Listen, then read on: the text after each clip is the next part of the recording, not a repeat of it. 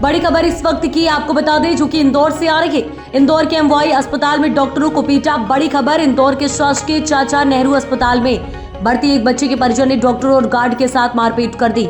इसमें 3 डॉक्टर और 2 गार्ड घायल हो गए। घटना मंगलवार देर रात की है, जहां रात में ही बड़ी संख्या में जूनियर डॉक्टर भी इकट्ठा हो गए थे। पुलिस ने मरीज के अटेंडेंट के खिलाफ एफआईआर दर्ज की। पुलिस के आलाधिकारी सुबह तक अस्पताल में ही मौजूद रहे। वहीं पूरे मामले की शिकायत डॉक्टर श्वेतांग सोनी ने पुलिस से की है। मारपीट करने वाले दीपक सोलंकी, प्रदीप सोलंकी और उनके साथियों पर पुलिस ने मारपीट का केस दर्ज किया है। अब तक 2 आरोपियों को हिरासत में लिया है। अन्य आरोपियों की तलाश की जा रही है। सबसे पहले पेशेंट ने एक बच्चे के साथ 3 अटेंडेंट आए थे, जो कि किसी भी हालत में अलाउड नहीं होता आईसीयू में, एचडीयू में।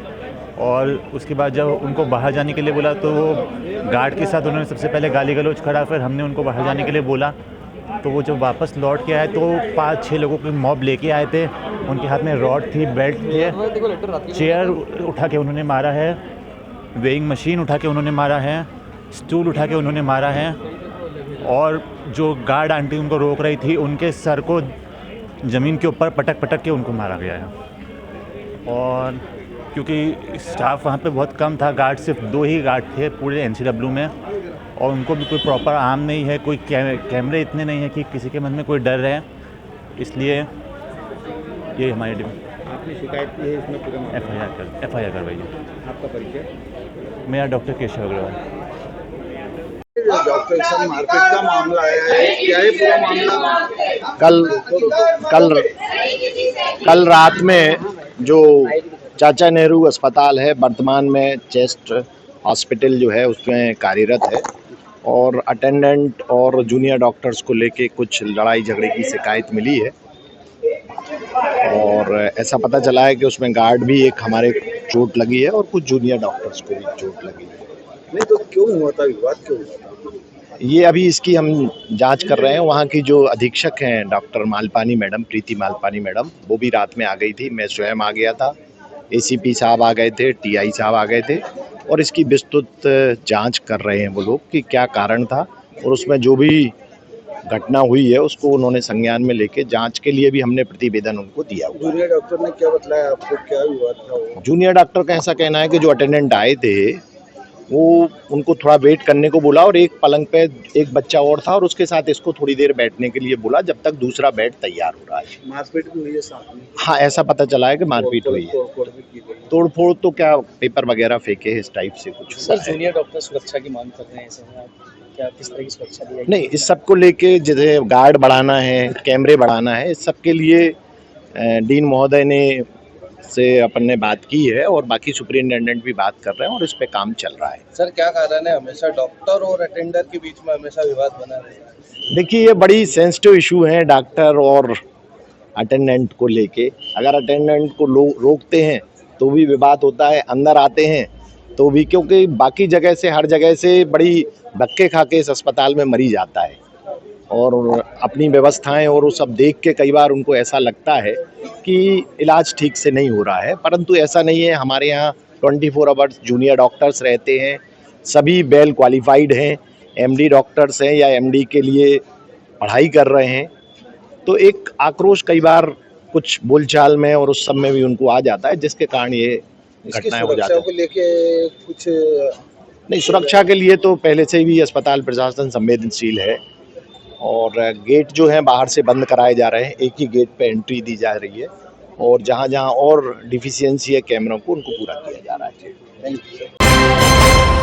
मध्य प्रदेश के श्योपुर की विजयपुर विधानसभा सीट में वोटिंग का दौर जारी है, तो वहीं छुटपुट घटनाओं की खबरें भी सामने आ रही हैं। ऐसे में पुलिस और प्रशासन ने एक बड़ा फैसला लिया है। उन्होंने सारे प्रत्याशियों को नजरबंद कर लिया है। उसी के तहत कांग्रेस प्रत्याशी मुकेश मल्होत्रा और बीजेपी के प्रत्याशी रामनिवास रावत को भी नजरबंद किया गया है। रामनिवास रावत को विजयपुर के पीडब्ल्यूडी के गेस्ट हाउस में नजरबंद किया हुआ है।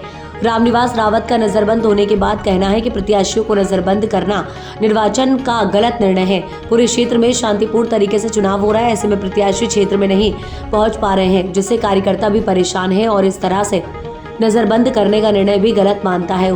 पूरे क्षेत्र में कहीं कोई झगड़ा नहीं हो रहा है और सभी जगह शांतिपूर्ण तरीके से मतदान जारी है। वोट डाल चुके हैं, और वोट डालने के बाद में हम लोगों ने उनको इस जगह पे भी कांग्रेस कैंडिडेट भी नजरबंदी, इसके बारे में जानकारी मिल जाएगी। तो नजरबंद आखिरकार क्या वजह रही है, ऐसा क्या कारण रहा कि नजरबंद किए जा रहे हैं? जैसा कि आप सभी लोगों को मालूम है कि उपचुनाव और उपचुनाव के दौरान प्रत्याशियों के भ्रमण को लेकर आसपास के लोग काफ़ी अफवाहें उड़ाते हैं और इन अफवाहों को बल न मिले इस पर रोकथाम करने के लिए ये निर्णय लिया गया। कुछ और भी घटनाएं आ रही हैं सामने? अभी तक शांतिपूर्ण मतदान चल रहा है। पुलिस ने, प्रशासन ने नजरबंद कर लिया है। अब ये कारण तो पुलिस ही बता सकती है कि क्या कारण रहे पुलिस ने नज़रबंद पुलिस का कहना है कोई भी तनावपूर्ण स्थिति पैदा ना हो, मतदान शांतिपूर्वक रहे, इसलिए प्रत्याशियों को नजरबंद किया जा रहा है। जैसे प्रत्याशियों को नज़रबंद नहीं किया जाना चाहिए, ये उचित नहीं है, क्योंकि हम खड़े हैं जनता के बीच में पहुंचते हैं तो उनका कार्यकर्ताओं का भी विश्वास बढ़ता है और क्यों किया है ये तो वही बता सकते हैं। ऐसे में जो आपके मतदाता हैं उनके बीच नहीं पहुंच पा रहे, कितनी परेशानी का सामना? नहीं, परेशानी तो कुछ नहीं है, आज जरूर लोगों को परेशानी हो सकती लोगों के फोन भी आ रहे हैं आपके पास स्थिति जायजा जानकारी लेने को, जिसको पता चला है आपको नजरबंद कर लिया है, किस तरह का माहौल है अभी क्षेत्र में? क्षेत्र में पूर्ण रूप में दीपावली के में जो उत्साह होता है लोगों में उतने उत्साह का माहौल है और सब मतदाता अपने मताधिकार का प्रयोग कर रहे हैं। कहीं ना कहीं नजरबंद जो किया वो गलत ठहराते हैं? हाँ, बिल्कुल गलत ठहराता। ठीक। खेतिया मंडी में प्रारंभ सीसीआई की खरीदी। खेतिया मध्य प्रदेश की कपास मंडियों के रूप में एक विशेष पहचान रखने वाली कृषि उपज मंडी समिति खेतिया में भारतीय कपास निगम द्वारा खरीदी प्रारंभ कर दी गई है। कृषि उपज मंडी समिति खेतिया के सचिव श्री मनसाराम जमरे ने बताया कि कृषकों के हित में सीसीआई की खरीद प्रारंभ कर दी गई। कृषक बंधु जो सीसीआई को अपनी कपास उपज विक्रय करना चाहते हैं वे मंडी में आते समय सीसीआई के स्थानीय केंद्र द्वारा चाहे गए आवश्यक दस्तावेज अनिवार्य रूप से अपने साथ ले आए। कृषक को फसल के लिए B1 B2 किसान अपना आधार व मोबाइल नंबर जो बैंक खाते से लिंक हो। कृषक को अपने उपज विक्रय करने के लिए स्वयं उपस्थित होना है अथवा जो रक्त संबंधी जिनका नाम परिवार के समग्र आईडी या राशन कार्ड से दर्ज हो उसे उपस्थित रहना होगा। वाहन पर नंबर नहीं होने पर आवश्यक घोषणा पत्र भी देना होगा। वहीं सर्वप्रथम सीसीआई के निर्धारित केंद्र पर जाकर अपना पंजीयन जरूर कराएं। मध्य प्रदेश महाराष्ट्र की सीमा पर स्थित खेतिया मंडी में कपास की आवक बढ़ने लगी। कपास की आवक बढ़ने के साथ में यहां भारतीय कपास निगम द्वारा भी खरीदी प्रारंभ कर दी गई। खेतिया मंडी प्रदेश की नामचीन मंडियों में से एक है जहां शासन द्वारा निर्धारित MSP से ऊंचे पर कपास हमेशा विक्रय होती रही, जिसके चलते भारी आवक खेतिया मंडी में देखी जा रही। मंडी प्रशासन किसानों व्यापारियों के आपसी समन्वय से किसानों के हित में मंडी निरंतर सक्रिय है। सीसीआई की खरीदी को लेकर आवश्यक दस्तावेजों के चलते किसानों को पंजीयन कराकर अपने उपज विक्रय करना सुविधाजनक होगा। वहीं अत्यधिक दस्तावेज के चलते किसान परेशान भी हो रहे हैं। सीसीआई द्वारा वर्ष 2024-25 के कृषक कृषि उपज संबंधी दस्तावेज चाहे गए जो पोर्टल पर उपलब्ध नहीं हो रहे।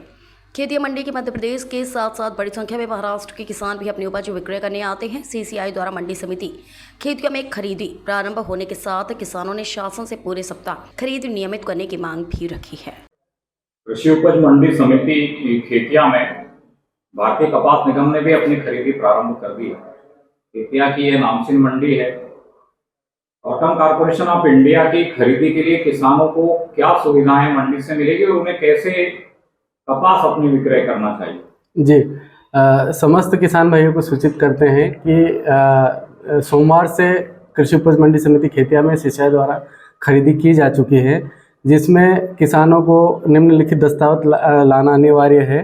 कृषक का आधार कार्ड, मोबाइल नंबर जो आधार कार्ड से लिंक हो और रक्त संबंधी पहचान के लिए राशन कार्ड के फोटोकॉपी अथवा समग्र आईडी की कॉपी लाना अनिवार्य है।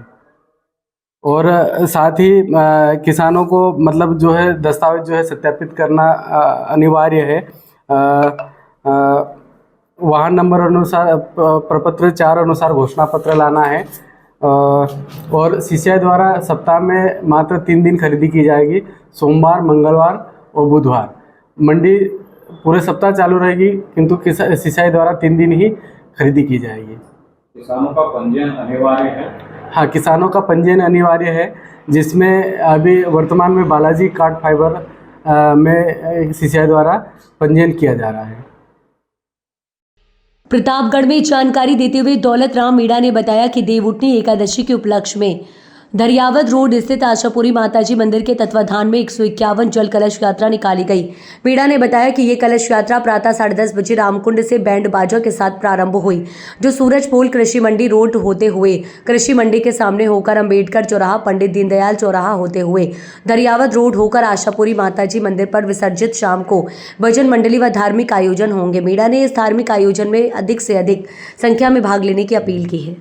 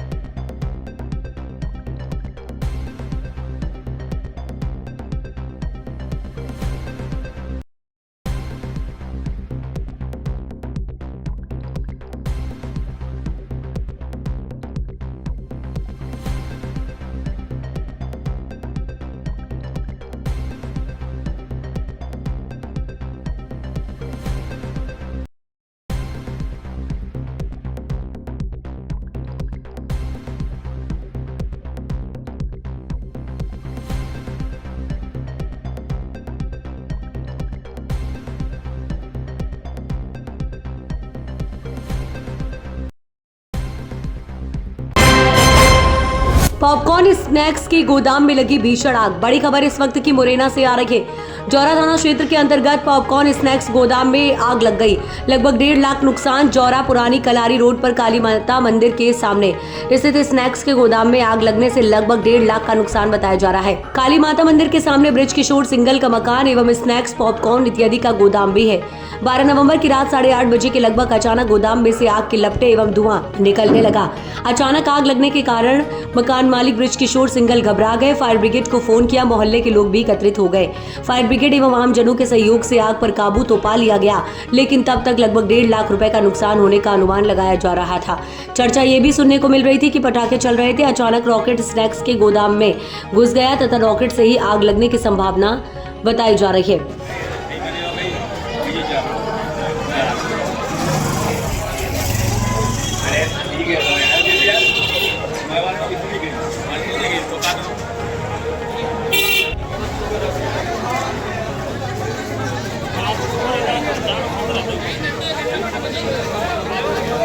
मत